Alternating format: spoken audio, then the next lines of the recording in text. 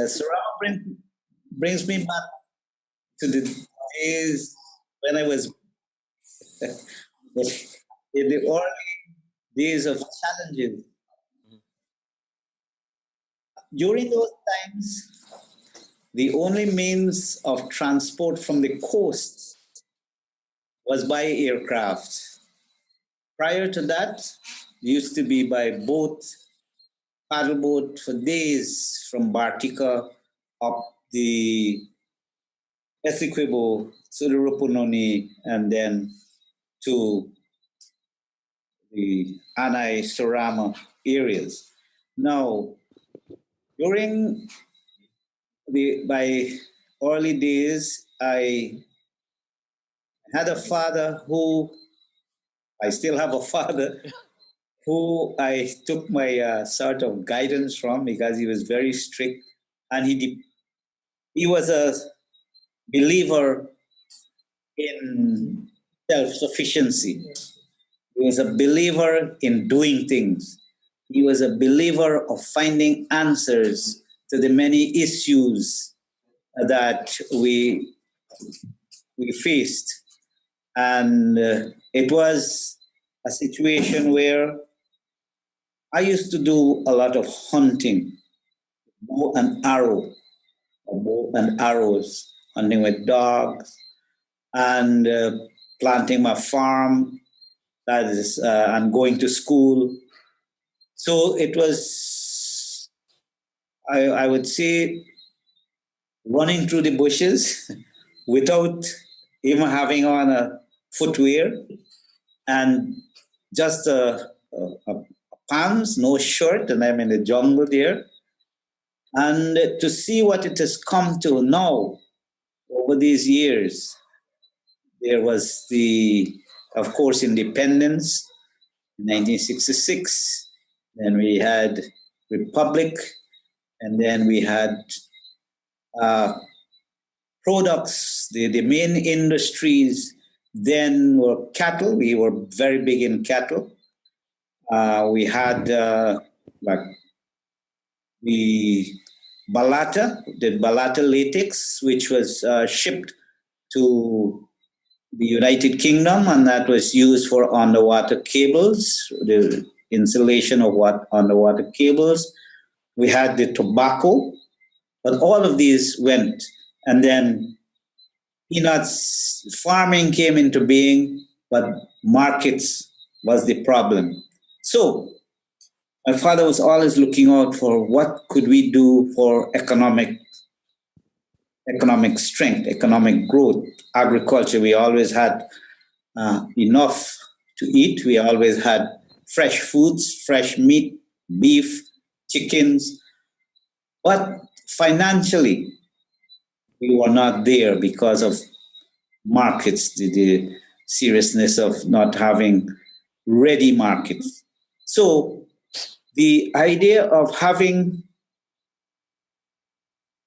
tourism as a possibility started to linger when we had persons talking about tourism. We didn't know what tourism was because you started to hear words such as packaging, marketing, hard tourism, indirect and direct benefits. These were strange words to us. And not knowing what it meant was a difficulty because we couldn't believe that you could sell a plate of food or even yourself taking someone into the forest, they paid you for that, or sleeping in a hammock, they paid for that. And we had to learn and learn fast. We were given support by a number of persons, such as Captain Chanasu, who is one of the old-standing pilots who used to be out in those areas.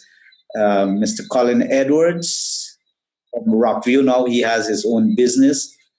Tony Thorne, all the way from Australia, he's one of the biggest tour operators here in Guyana, and many more others later on came on board.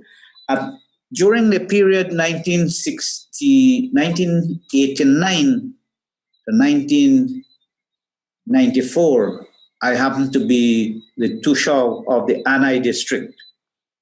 And during that period, I was faced with the the realization of the Iwokrama International Center coming into being. That is where it is now, north of Surama, northeast of Surama. And we've had the, the Paranapanema Road Company pushing that road from Lethem heading on to Corbicari to Linden. And that was during that same period. And then in 1992, there was a change of government. So I was at that crossroad. And with the advice of my father and other counselors and other friends, we embarked upon the community based tourism, which took close to 8 years before the entire community bought into the idea.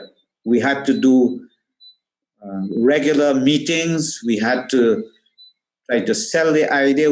I had to learn as much as possible because I couldn't sell the idea because I was just like I was a villager, and the villagers had no sort of confidence in me knowing about tourism. I was just like them.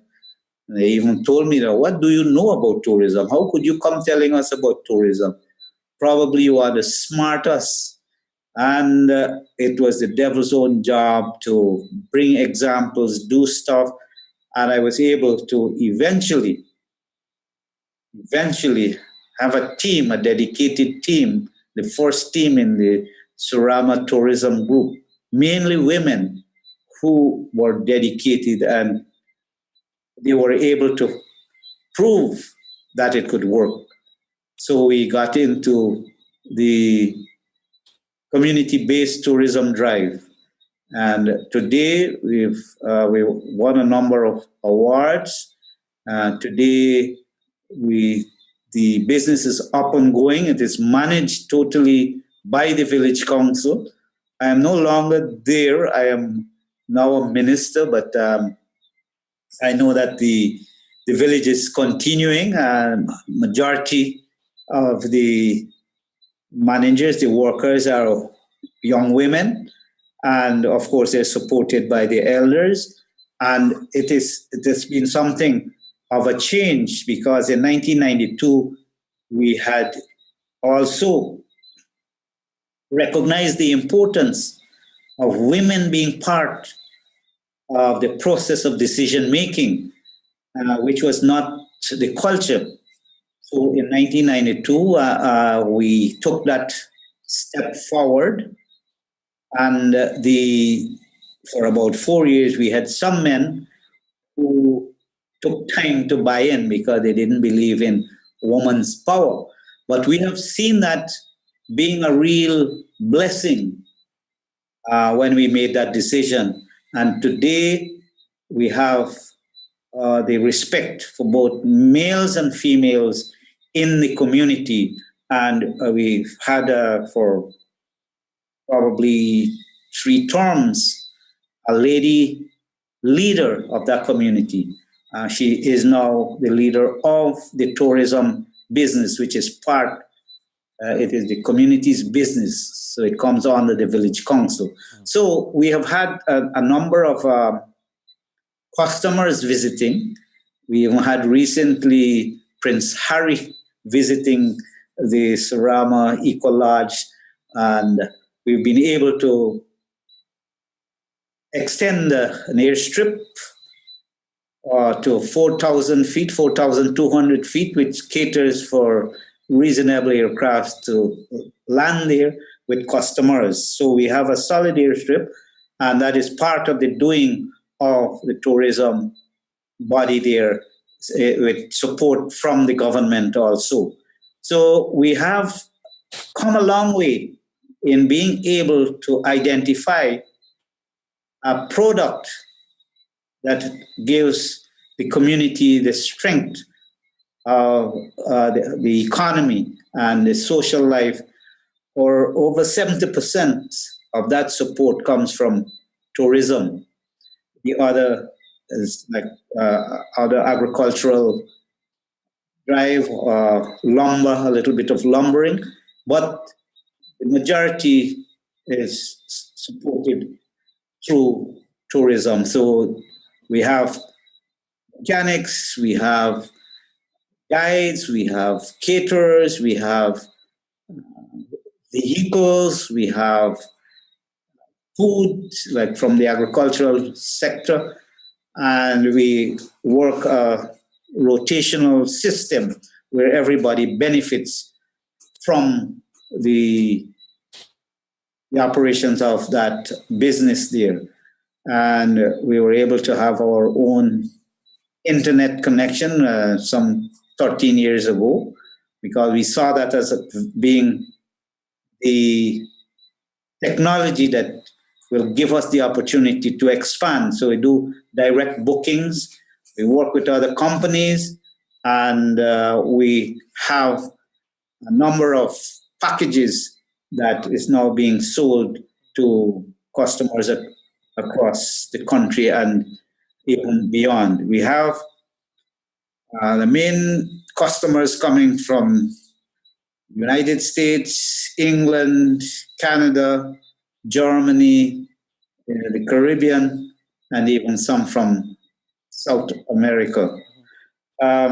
So it is now taking off. We have a lot of borders coming, because we have like the hot birds, they would say. Guyana is, we do not have many as some other countries, but the hot ones, the real quality birds we have, and 95% of it, the time these birds are seen, because we have very, very good guides with regards to spotting these birds. Minister, We also have the giants.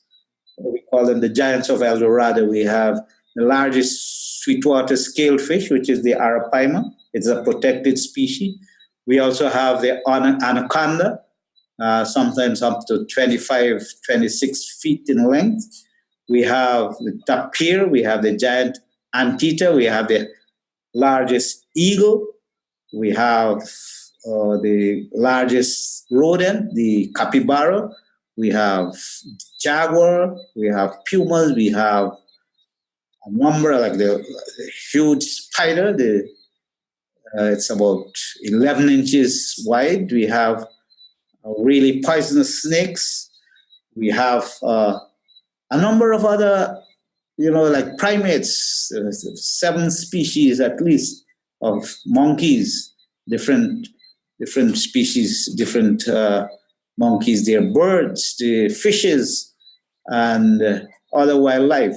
So we have these in abundance, the black caiman, and of course, outside of that, we also take people to Kaichor, the largest single drop fall in the world. We have wonderful rivers, and of course the people. And we are Minister, also I wanna shift from Sarama a little bit just to get some other stuff in your community. Talk about some other stuff in your community. A lot of people are curious to know what are some pressing matters that are affecting the indigenous communities right now. first of all, the main concern is land to the indigenous peoples. Mhm. Land, it is sacred to us. We never sold land. We don't see selling of land as being something of need. We should not. It is like we grew with that feeling that is like when we do that, we see we're selling our mother. It's Mother Earth, Mother Land. It was placed there for our management and for our sustenance. So that would be key. In addition to that, we are in dire need of better health care. We're working on that to get all the regional hospitals properly equipped to handle sicknesses. We also lack markets for our produce. We're working towards that. The Minister of Business is now expanding the scope for more partnership, more quality products, it's quality control and supply. So those are things that, and of course, appropriate education, more opportunities for our young people, more communication, because we believe that communication is important. If we said communication will give us information, information will give us knowledge, knowledge is power as long as we know, if we know how to use that. And there is the drive of the government to have more radio stations, more television stations. We have actually four, within the last 2 years, we've been able to put four new radio stations in Region 1, that is the upper regions of Guyana, Mabaruma. And then midway, we have Madia, Bartica, Lethem, and the Bina Hill at Anai. Before the year is out, we're expecting to have one more station in Oriella. So we recognize that information is important to the nation. Minister, yes. Sorry, Minister. I, I understand. Where do you see the indigenous people of Guyana in 20 years? Considering the Bina Hill institution and your vision for transforming the indigenous communities, in 20 years, where would you like to see the indigenous peoples of Guyana?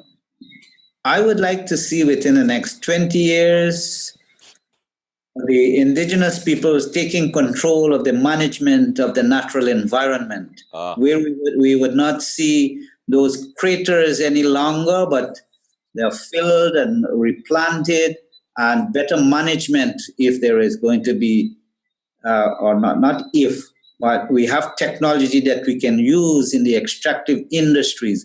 Instead of using those archaic methods, we use new methods through science and to do it better so that we have an environment that is healthy or healthier. Say healthy because without a healthy environment, it's better we don't live.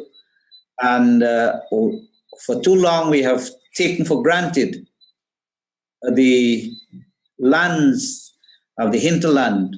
You know, a lot of developers, a lot of investors go, they call it the back dam. Back dam means is a sort of a demeaning sort of expression, not knowing that it is the homeland to a people and we should look at it with respect. When you're going in there, you know that people, you have a people that is living there, how we interact. We must interact with respect, how we treat Mother Earth or the extractive industry. We must treat it with respect, with care, do it in the best possible way that technology has to offer. So I would see in the next 20 years that we have our young people or our hinterland people, because it's not only indigenous peoples living there. We've had other persons who have gone into the hinterland to make it their homeland and to live a life, peace of mind. And they have adopted that way of life there and they love it. And it is what real life means, because that there is the existence of real life and how you could interact and how we could actually live with Mother Nature by the understanding of the laws of nature. So the more we could understand that, I think we would have a better, it will help us to have a better world. because I think a lot depends on us with our forest still standing, but it is for us to now have the managers to help to keep that our land, Guyana, intact while we have the income from that environment, which I call the green gold. And I think we have persons, we have companies, we have visionaries right here in Guyana who are willing to live that or make it a reality. We Minister, started on the low carbon development strategy. It is something that the indigenous peoples have been living all the days of their lives. It's only that it is put in a sort of new context, or it is being now put into context, and so that we feel more comfortable in being part of this whole process of the protection and management of our natural resources. Minister, how has your work as a minister changed you in the past year, I would say? It has made me, I think, more patient. Uh-huh. It has caused me to think that nothing happens before its time. Uh-huh. It is all about planning, it's all about listening to one another, and it's all about working together. And while some people have some bright ideas, sometimes you do not have the means to get it right. Yes. You have to have the financial support, the technical support, but there are persons within the country, within the area that has the ideas that can give guidance and give their support to the type of development that we would like to see happen to Guyana. So it is about, at the moment, we are working towards getting that playing field level for everyone to benefit. Because I tell you what, I've seen since I came in the comparison, you're comparing the hinterland schools with the coastal schools. As you have the same test paper, but then you go into, let us say, Masakanari, that is way down, that's the YY territory. The majority of those persons have never come to the city. They've never seen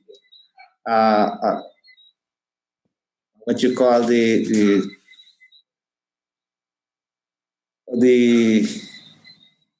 lights, the traffic lights, to see the different colors, or to understand what it means, or the use of the road, because there are only trails in those places. So when questions come to say, name the colors of the light and what they mean, they're at a loss. But they've never seen a. Are you proposing, Minister, that they change or they adapt questions to suit the environment? That is only fair. Appropriate education, correct? Yes. Yes. To help the persons, and it goes both ways, I think. But you see, on the coast, you have access to internet, you have access to TV, you have access to the malls, you have access to the holidays, and you have access to even go into the Caribbean or travel across. You have vehicles that you could travel in. So that is why it is so important to find that solution in the Bina Hill system, to find an opportunity for the university students, the coastal people, to go there into the hinterland to interact. And in that way, while we work towards getting internet into every village, which will now give us that opportunity to study better and to connect better. We would have to have the practical experience, and we have had some tests already, and youths just love this. It is for the coastal youths and the hinterland youths to have that exchange, which will give them the opportunity to understand better the Guyanese situation. So I see this for me. It is an experience, even in the the cabinet or ministers. Some ministers never had the opportunity to go into the hinterland before becoming a minister, but in the campaign they were able to go out there. So it is all both ways needs to now make that effort to communicate and communicate better so that we unify the country, so that we know uh, Minister, more about the country that we have to manage. Minister, one word, one phrase that is going to stick with me this evening, stick with me forever, is appropriate education. I hope that one, I know we've run out of time, but I hope that one of these Sunday, on my Sunday afternoon show, you could come back for like a 25 minutes or so on, and to talk specifically about appropriate education. But before we close, Minister, I want to ask you just a few things. What are you most proud of?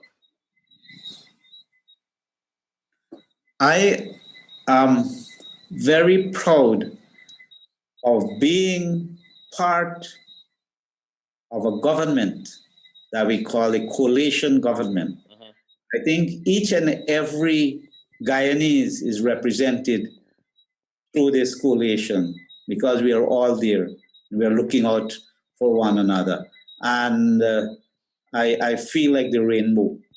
And it's when you look at the rainbow, it's such a beautiful scene that if we could think in that manner, Guyana has a good life to look forward to.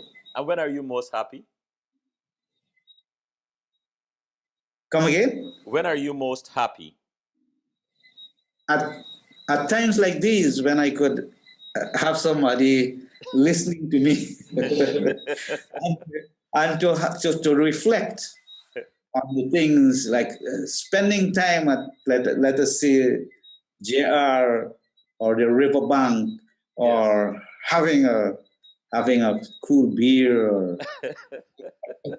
I, I can tell. or a good meal. Yes. It is about what I think this is what life is all about. How we could share Yeah. and feel comfortable in the company of one another. There is so much more You to know, I, life. I remember I remember spending time with you in Region 9 in Lethem at that ranch and looking out on that large expanse of water. I so wish we had more time so you can talk a little bit about what that body, because I took a lot of photos which I've posted on social media, and people are wondering where's this river coming from, and they're enjoying the landscape. If you can spend about a few seconds just to just tell us a little bit about that body of water and what it represents to Region 9. Okay, in Guyana, we've had an experience of drought Hmm. for almost 2 years.